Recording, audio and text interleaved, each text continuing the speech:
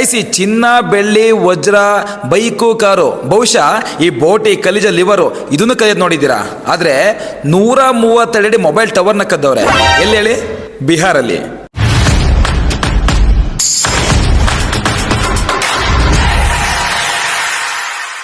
ಹೌದು, ನೀವೇನು ಕೇಳ್ತೀರಾ, ಅದು ನಿಜನೇ.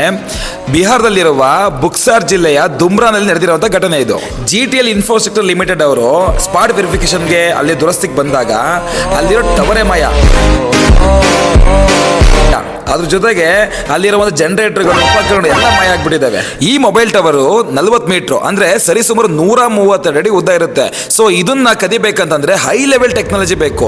ಆದ್ರೂ ಹೇಗೆ ಕದ್ರು ಅನ್ನೋದೇ ದೊಡ್ಡ ಟೆನ್ಷನ್ ಆಗ್ಬಿಟ್ಟಿದೆ. ಯಾರ ಕೈವಾಡ ಇದು? ಒಬ್ಬರಿಂದಂತೂ ಮಾಡಕ್ ಸಾಧ್ಯ ಇಲ್ಲ. ಗ್ಯಾಂಗ್ ಕಟ್ಕೊಂಡು ಮಾಡಿದ್ದಾರೆ ಅಂತ ಪೊಲೀಸ್ನವರು ಇದು ವಿಚಾರವಾಗಿ ರಿಪೋರ್ಟ್ ಕೊಟ್ಟಿದ್ದಾರೆ.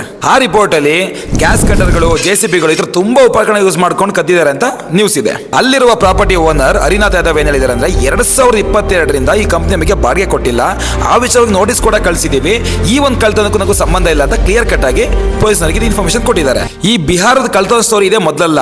2022ರಲ್ಲಿ ದೊಡ್ಡ ಕಳ್ಳರು ಇವರು ಈ ರೋಟಸ್ ಜಿಲ್ಲೆಯಲ್ಲಿ ಇರುವಂತಹ 60 ಅಡಿ ಉದ್ದ ಇರುವ 500 ಟನ್ ಕಬ್ಬು ಸೇವನೆ ಕದ್ಬಿಟ್ಟಿದ್ದಾರೆ. ಅದ್ರ ಜೊತೆಗೆ ರೈಲ್ವೆ ಅಲಿಗಳನ್ನು ಕದ್ದಿರೋಂಥ ಪ್ರಕರಣಗಳು ಇದಾವೆ.